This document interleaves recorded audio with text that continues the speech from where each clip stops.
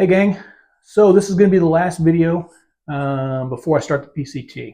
I start it in a week. I'll be doing videos just like I've done the AT, the Caminos before, that's all underneath here.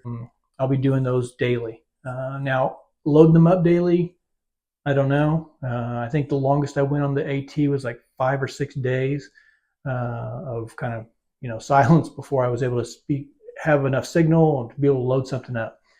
I'm anticipating this to be the same. I'll try, and some days, you'll be seeing yesterday's stuff each day, but some days you might not see me for 7 days and all of a sudden get 4 videos in a row, or 7.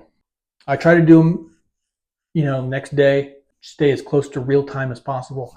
I just think that's fun for everybody. I know I did the health update last video, and I was in the midst of chemo again. I finished that up about 5 weeks ago. I feel crappy, but I feel good enough. And we rescanned everything, and spots are all reduced a little bit, and everything seems stable. So I am good enough. I am good to go. First month or two, I might be a little wobbly, but same in the AT. Same. If you've been with me for any amount of time, that's just kind of the game. This will be about gear. Most of the gear I'm taking is the same as I took last year in the AT. There are some changes. Some small, some big. I'm going to go over those things. And I'll just let you know, I'm not going to go into in-depth about stuff. There's a ton of videos on here on YouTube. We all kind of watch them. The people kind of devoted their channel to reviewing gear and stuff. They're going to cover it more extensively than I'm going to. But main thing is, anything you see, whether it's in this video or just out on the trail, see me using something and you have a question about it, just message me. I'll help you the best I can. So let's talk about some gear. Okay, so here we go with gear, and as I said before, this isn't really gear reviews, although a couple things are going to be pretty new, and I can let you know how things are working. Well, if they fail on trail, you're going to know on the videos, but at the end, I'll let you know how things went. They're not necessarily reviews, just going with what I'm taking. And as I said also before, most everything is the same as what I took on the AT last year, just with a few adjustments. So let's just get to it. So first thing, I'm just trying to cover big things, even if I took them. Everything's still going to go in my Hyperlight pack that got a little dirty, but it's not too bad. So this is the Wind Rider 44, and I had said that I didn't know why the Hyperlight called it a 44. It's 55 liter, so I didn't know what the number designation was. Not 44 liters, so I don't know. And I looked at the website after I said that, and they've changed the name of to 55. So I guess I'm not the only person that said something. Did very well on the AT. It's not completely waterproof because some water get through the seams, but I have a compactor bag in there, and that works great. I also have an Osprey pack that I've taken on some stuff, which is a 48 liter. It's a great pack. It's just a little heavier than, it's still very light, but it's not as light as the Hyperlight. But it is also a little more comfortable. But if you're on one of these big through hikes, your pack comfort is not what's really making you uncomfortable. So I like the light. It's been very tough, very durable. So I'm taking it again on the PCT. As well as one of my most valuable pieces is I think they call it the Versa. It's Hyperlight as well. And this was on with me on the AT. Actually, in 22, I did the Camino Portuguese and Norte back-to-back. This was with me too. That's when I got this brand new. It's great. And I put my phone and my headphones, wallet. For this month, my PCT pass is in here as well. So all my pertinent things, that stays attached to me. So when I get somewhere, drop the pack, and I just walk in and I don't worry about it. Sleep system, let's just hit that first. I am going to take the same sleeping bag. I picked this up, if you follow me on the AT. I left with a Thermarest quilt, and it just wasn't working for me. It's nothing wrong with it. It's a good piece of gear. It just didn't work for me. And I picked up this Nemo Caillou 15-degree bag. I love it. It served me very well. Everything. 10s across the board on that. I thought about investing in a different quilt. It only saves me, I think, about 10 ounces, which is significant. I'm just going to take the bag that I know is going to work well. I'm also taking the same Sea to Summit Reactor liner. I'm also taking Sea to Summit sleeping pad, 3.1 R value. It's the one I picked up on the on the AT. If you remember, I had the Thermarest, the yellow one, the Thermalite, or whatever they call it, and it blew up on me. So I got this on trail and it worked great, so I'm keeping it. And to Thermarest's credit, I mailed it from the trail back to them. I got home from the AT, brand new, and was waiting for me. So they definitely honored warranty and took good care of it. Really a big change, but hiking poles are pretty important, and I'll tell you why here in a minute. My poles that I had on the AT died on the AT. They made it to the very end barely. Some of the releases, they were not working right. Every hour I'd have to redo the poles because they were slipping everywhere, and the handles, they were cork handles, they were half broken off, and but they had served me very well. They were cheap sticks. They were like $50 sticks, and they've been everywhere with me. They've done thousands of miles, but their time had come. So the last hostel there in whatever that town is at the base of Katahdin, they went in the hiker box, and that's where they lived. And they can't really be used. One of them could probably be used, but the main thing is maybe some parts on them. If someone has a broken stick, they can, take some parts. REI, which I don't have a lot of REI stuff. I've got like a mid layer that I use on the AT, and then I think maybe something in the past I've gotten from REI. I don't have a problem with it, just whatever. But I had a $100 gift certificate from REI, and they had some points. So these are the Flash Carbon. So these are the most expensive ones they have. With all that, I only paid like $18 for these. My only hesitation was these foam handles, which feel really nice, but I've only had two other hiking sticks, and they both had cork handles, and I'm happy with those. So these would be something that I'll tell you how they work at the end. They're important because, they're hiking sticks, and you've got to have them. But one thing that I'm trading for this trip is my tent. If you watch the AT, you know that I was in the Big Agnes Tiger Wall Tiger Wall, what is it called? It was great. It worked perfectly. I don't have any complaints.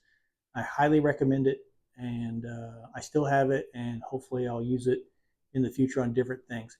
My only problem with it was weight. And the weight's good. It's like 2 pounds, 7 ounces maybe, which for a frame tent, that's great. But I'm looking to drop weight on this hike, the PCT, because there's going to be some extra water carry, which water's the heaviest thing you carry, so I've got to find weight somewhere. And there's going to be a few extra food carries. Long story short, I switched tents, and I am going to the trekking pole tent, and I am taking the Durston X-Mid Pro 1. This with the stakes is about 17.3 ounces. So basically losing almost 1.5 pounds. That's going to help a lot, and it should be pretty easy. I was unsure. I had kind of made this decision to switch this somewhere along the AT, and I saw a few of these, and everybody I asked that had them, they liked them a lot. I looked at all the main characters, and I just felt this was the best weight, and I like the design. It's a revolutionary design. I think that design is smart. I haven't used it at all. I set it up in my living room, kind of half-assed, just to make sure there wasn't any holes in it. So when I get out on PCT, this will be the first time I'm using it. The X-Mid 1. So the one person, my Tiger Wall, my Big Agnes was a 2, but it's a small 2. If 2 people are going to be in there, they need to be little people that really like each other. Obviously, I'm solo, so I just need the 1, but I need a big 1. The Durston X-Mid 1 is a large 1. It's 90 inches long, and I'm like 6'1", a little over. And then it's 32 inches wide. I don't need a ton of width. My sleeping pad's the skinny one, and when I lay down, I'm done. So I don't really move. I don't need a big wide pad. So I think it's going to work great. If the weather's too crazy and I have to bring my pack in, because it does have the 2 vestibules, I'll leave my pack outside of the enclosed part. That 90 inches, I'll have that at the bottom. I'll put my pack down there. Also, a new thing I'm taking is I am actually taking a sun umbrella. This is the 6 Moon Designs. I looked at a bunch of stuff. I looked at Gossamer gears. I looked at Hyperlight mountain gear, and I looked at this one. This one is the lightest one. It's 6.5 ounces, I think. Reflective on the outside, the silver, and then it's black on the inside. And if you know anything about heat, because that's really what I'm doing. I'm not going to run into the same rain that on the PCT that I did the AT, but sun is going to be big. And if rain's crazy, I have this as well. So I'll let you know. They have the regular long one. This is the collapsible one, which I didn't know which one was better to do. They're the same, just this one collapses. I went with this because it's going to pack easier. The biggest complaint they had on this is that the handle was a little plastic and real hard to hold, but they had enough of those complaints that when you buy this, it comes with that handle, but they send you this bigger foam handle that actually fits your hand. And it also, I got the little things to hold on to it so I can do hands-free. They send you this for free now. So I guess they've heard that complaint enough. I'm also decided this year to upgrade my puffy. This is the Enlightened equipment. They were on sale this winter, like 20% off. And I'd been looking at them, and I talked to a few people that have had them. And I visited the Enlightened equipment booth at Trail Days in Damascus. I spoke with those guys. They were super cool, and they really knew their stuff, and they put a few of them on me, and they really tried to fit me, and they found the right size. They just said, when you're ready, keep us in mind, and gave me a bunch of stickers. So they really spent time with me, and I liked it, and I've heard good things. The best thing about it is I've been using the same black Eddie Bauer puffy, which is a great puffy. I've used it on everything since, I don't know, I've had it for 10 years. So it's time to upgrade. But the other thing is this, I shave almost 8 ounces off my puffy, and I'm gaining a hood. My Eddie Bauer didn't have a hood on it, and this does. So that was a good deal. The last thing, new thing I'm taking, Catula microspikes for the snow. Now, with the snow, you really have snow in the Sierras. And the Sierras start at, Kennedy Meadows? It's like mile 7, 10, or somewhere right in there. You could have some snow in San Jacinto, but I don't think that I'm going to run into that too bad. Not enough for spikes. I'm not going to take those with me. I'm going to mail them to myself at Kennedy. And so I'll pick them up there because I don't want, they're 13 ounces. I'm not carrying those 700 miles. And then when I get through that, I'm mailing them out. The other thing is you might need an ice axe for the Sierras. It's a lower snow year, and I'm going to go real slow the first 700 miles and give it time to melt and also give me time to recover. So I'm hoping I won't need an ice axe, but if I do, I can buy one at Kennedy. And the other thing is they require you to have a bear canister at that point for, I think it's like 150 miles, 200 miles. I don't know what it is. So I'm probably going to have to do that, which I don't like bear canisters. They're just heavy. I like them because they're a free stool that you bring with you, but I don't like it because they're heavy. And the bear thing is it's always an active debate.